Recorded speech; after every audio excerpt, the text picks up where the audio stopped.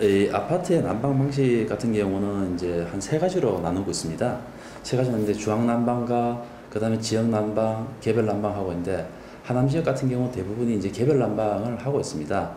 물론 이제 개별 난방은 어떤 그 특정한 위치에 있어 가지고 하다 보니까 사용 편의성이라든지 이런 부분을 도구할 수 있는 거고요.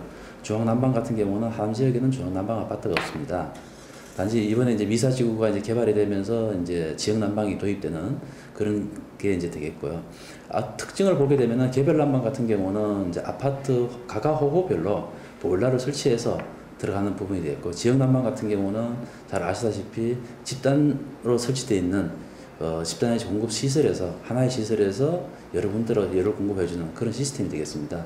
그래서 이제 어떤 요금적인 어떤 측면을 보게 되면은 개별 난방 같은 경우가 100이라고 했을 때 지역 난방 같은 경우는 약 한 85% 수준이 되고요. 그 다음에 이제 주황 난방 아파트 같은 경우는 그보다 비싼 약 한 120% 내지 125%대입니다. 그래서 아무래도 지역 난방이라는, 즉 열병합 발전에서 생산하는 시설이 에너지 효율이라든지 요금 부분이라든지 모든 것이 주민들인데 편의성을 도모할 수 있는 그런 부분이 될 것 같습니다. 열병합 발전소가 왜 들어오게 된지에 대해서 말씀을 드리겠습니다. 그 미사지구 같이 이제 택지 개발이 이루어지는 지역에는 집단에너지 사업법에 의해 가지고 그 5천 가구 이상 또는 60만 제곱미터 이상인 경우에는 그 집단에너지 공급 대상에 대한 협의를 하게끔 되어 있습니다. 거기에서 집단에너지 공급 대상 지역으로 고시가 되게끔 되어 있습니다. 이렇게 해서 미사지구는 지역난방 공급 대상 지역으로 고시가 된 지역이고요. 그 다음에 설비에 대한 이제 시설 용량 부분은 저희가 지난 1월달에 관계기관 합동회의에서 그 위치 변경이라든지 또는 시설 규모 축소라든지 이런 부분이 협의가 되었습니다. 지금 현재 이제 시설 규모가 결정되는 부분은 이렇게 볼 수가 있습니다. 당초에 이제 저희가 288메가, 400메가가 이제 있었지만 지금 2010년도 기준해 가지고 봤을 때 발전 설비가 아무래도 연도가 넘어가면서 효율이 좋은 어떤 그런 설비로 개체되는 시기였습니다. 예를 들자면은 자동차 연식 바뀌는 거하고 똑같습니다. 시설이 바뀌었더라도 어떤 그런 효율이 좋은 그런 쪽으로 자꾸 바뀌어가는 과정이고, 특히나 원전 사태 이후에, 일본의 원전 사태 이후에는 어떤 그런 설비가 급격하게 변화가는 어떤 그런 시기에 해당이 됐고요. 그 다음에는 저희가 미사 하남 지역에 택지 개발되는 지역이 많았습니다. 세대수도 늘어나고 이렇게 하다 보니까 시설 규모가 당초에 계획했던 것보다가 좀 증가되는 그런 모습을 냈고, 다만 이 설비 자체가 하남 지역을 전체 공급할 수 있는 그런 설비로 구성을 했습니다. 그리고 이제 위치 변경권과 관련해 가지고는 아시다시피 저희가 하는 것이 아니라 LH공사 또는 국토해양부에서 보금자리 특별법에 의해서 토지 이용 계획을 수립하고 변경하는 과정에서 여러 부지 위치가 변경이 된다거나 또는 위치 선정이 된다거나 하는 그런 역할을 하게 되어 있습니다. 용량 축소가 됐을 경우에는 저희가 한 4가지 정도의 문제점이 일단 나타납니다. 먼저 열을 공급하는 데서 설비의 구성부터 말씀을 드리겠습니다. 설비의 구성은 열 생산 설비, 그 다음에 저장 설비, 그 다음에 부대시설 이렇게 구성이 되는데, 열 생산 설비에는 발전 설비와 보일러 설비 이렇게 2가지로 이제 구성이 되고요. 거기에 따라서 이제 저희가 열을 생산하는데 열은 수요에 맞게끔 공급이 필요합니다. 물건도 마찬가지로 수요에 맞게끔 공급이 필요하듯이 여기에도 생산 설비는 수요에 맞게끔 구성이 되어 있습니다.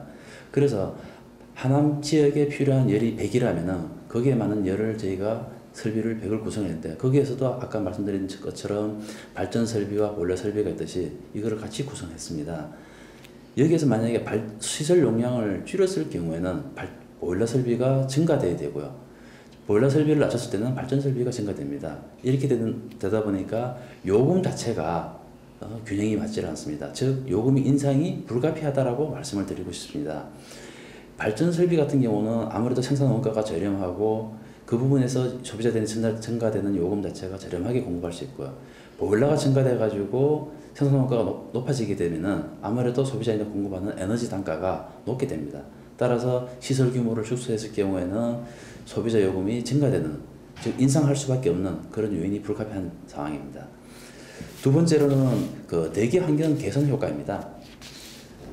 좀 전에 말씀드렸다시피 발전 설비와 보일러 설비에서 발생하는 오염 물질은 대기 환경 보전법에서 정하는 61개 오염 물질 중에서 단 하나의 질소산화물이 배출되고 있습니다. 그럼 발전 설비에는 여기 하남 미사 발전소 같은 경우에는 우리나라 최초로 5ppm 이하로 설계를 했고요. 보일러 설비 같은 경우는 14ppm입니다. 즉 발전 설비를 낮추면 아까 말씀드린 대로 보일러 설비가 증가하면은 아무래도 질소산화물 배출하는 양이 증가하게 되어 있습니다. 따라서 이러한 부분도 오히려 환경에 더 나쁘다라고 이제 말씀을 드리고 싶고요. 세 번째로는 설비를 만약에 축소했을 경우에는 지금 현재 설비를 새로 사야 되는 그런 문제가 발생합니다. 그런 경우를 가정해서 보면은 지금 약 한 3년 후 돼야지 발전 설비가 새로 들어올 수 있는데, 이렇게 됐을 경우는 14년부터 입주하는 세대가 15년, 16년 가면은 약 2만 가구 이상을 넘어가게 되는데, 정말 열을 공급하지 못하는, 즉 국가적으로나 어떤 사회적으로나 이 미사지구 전체에 문제가 야기될 수 있다라고 말씀을 드리고 싶습니다.